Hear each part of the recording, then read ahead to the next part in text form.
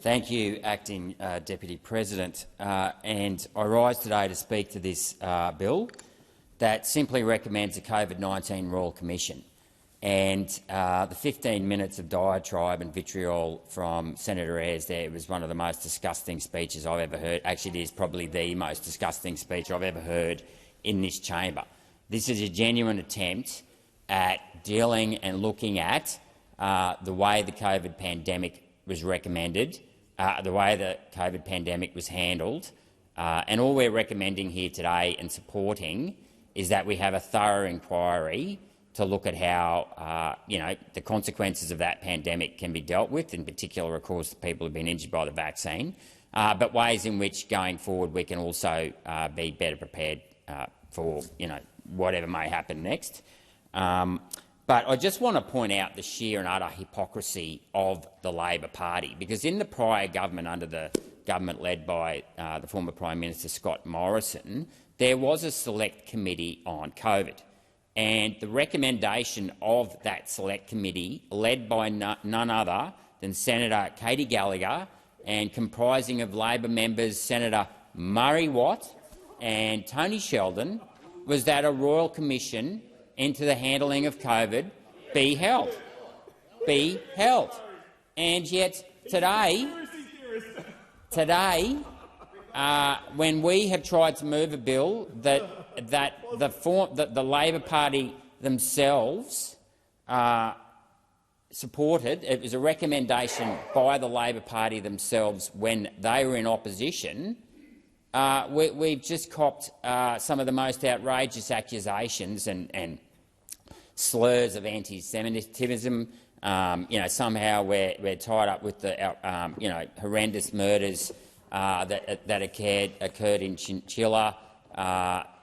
There's just no. The Labor Party really needs to have a good look at the way it conducts itself in the chamber and in general, because there has been an uplift in the last few weeks by the Labor Party members of calling anyone that disagrees with them cookers, conspiracy theorists. And you know what? The general public is waking up to this.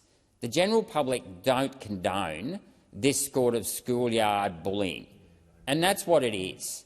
And it's a reflection of the low intelligence of the people that represent the Labor Party, who are incapable of actually treating other people with respect, which is extremely important. I mean, we are serving the people here, and B, being able to engage in a rational debate about the facts of the matter. That is what this chamber is about. It is about having rigorous debate, talking about different ideas and being able to find middle ground, compromise, whatever. But instead what we have is just day after day of name-calling, of deflection, of censorship, of propaganda. And I admit, when I first became a Senate candidate, I was bullied relentlessly by the ABC for 4 days, and it rattled me. I'll admit, it rattled me. But I've grown a thicker skin, and Muzz, I well remember my first TV interview with Senator Murray Watt and Tom Connell, and they had a go at me over my allegations about the Bureau homogenising data. And I've gone back to Tom Connell many a time with the documentations, and I'll quote the paper. It's Blair Twins paper of 2017 that shows that homogenisation has lifted the weather records by 0.6 of a degree. It's all there, Senator Watt. So if you ever want to debate me with Tom on Sky again, I've got the records to prove that what I said was exactly right. But of course they won't actually engage in debate. They would rather, hide in the shadows, hide behind thugs like Senator Ayres. And we've just spent. Senator Rennick, can you resume your seat? That was a personal reflection. I'm going to ask you to withdraw. Sure. But that behaviour we saw by Senator Ayres is the behaviour that the CFMEU goes on with. And we've just spent most of the last 2 weeks in this chamber calling out bullying behaviour. And it doesn't matter whether you're on the workplace, the building site, wherever, it also occurs in here. And the fact that the Labor Party sit there and grin and smirk, and Senator Ayres' colleagues think that this is all a big joke, it's an absolute insult to the people that had their lives destroyed throughout the COVID pandemic.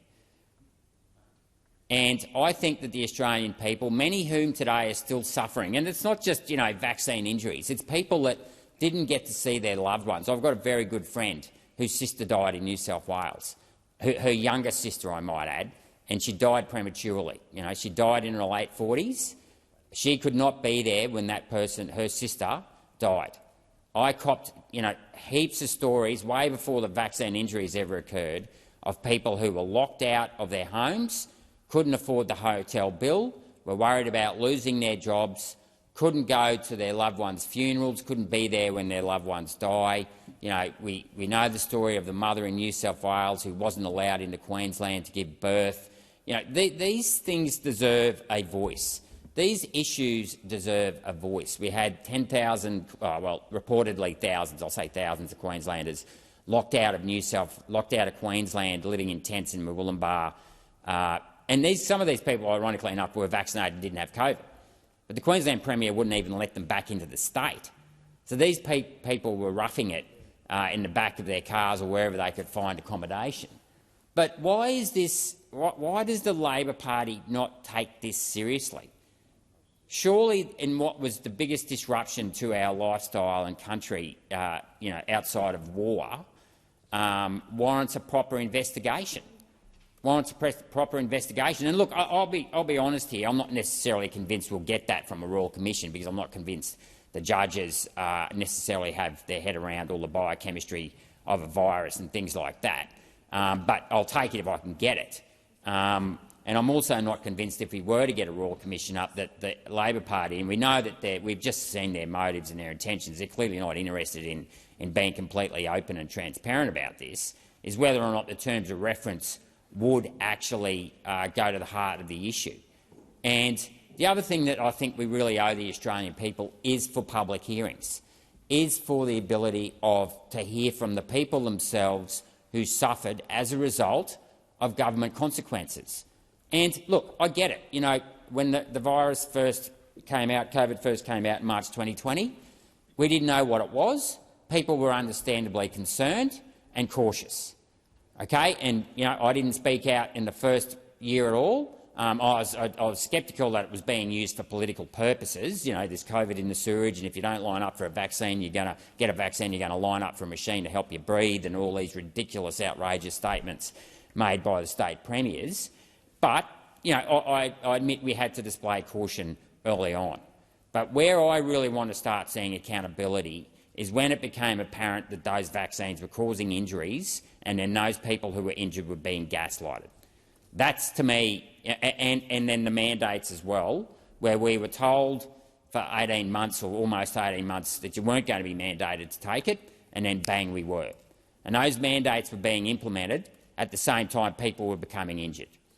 And the government just turned, all governments, and I've been very impartial about this, and I'm glad, Senator Ayres, I did lose my Senate pre-selection because I withheld my vote from a party because Greg Hunt didn't take my concerns seriously about those vaccine injuries. And I'm happy to lose my position in this party over that, because that's what representing the Australian people is all about, is putting the people first. Okay, and just listen out for that name in future. Putting the people first. And I make no apologies for doing that. So I come in here as a genuine, impartial person who cares deeply about the Australian people.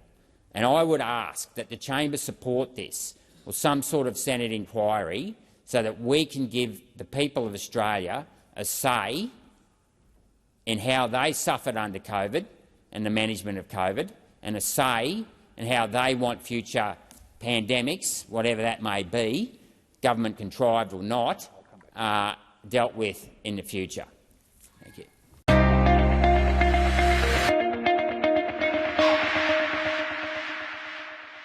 Authorised G. Rennick People First Chermside.